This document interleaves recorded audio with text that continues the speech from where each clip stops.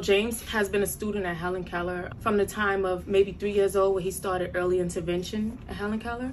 And from there, he went on to preschool.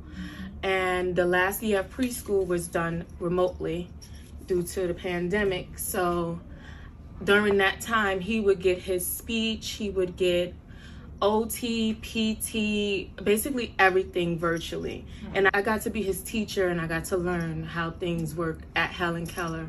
It's basically Helen Keller at home with mommy.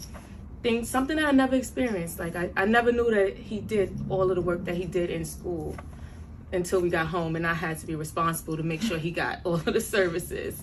So Helen Keller really showed me the way. James is my visually impaired 6-year-old son, but at the time he was actually around 4. And we were home every day.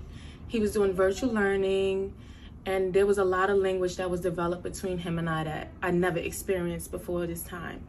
So this brought about Mommy, What Do You See? The title. That was just our common conversation every day. Mommy, what is that I hear?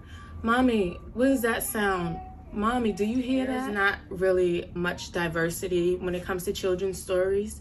And it's very rare that you see an African-American visually impaired child on the cover of a book holding a cane. Yeah. So it's just something that I wanted to put out there to connect with children that may look similar to James and have disabilities like James, and not just visually impaired, but disabilities, period, you know. And for the parents, of course, the parents like myself who have to find their own resources to find ways to learn with their children, teach them things.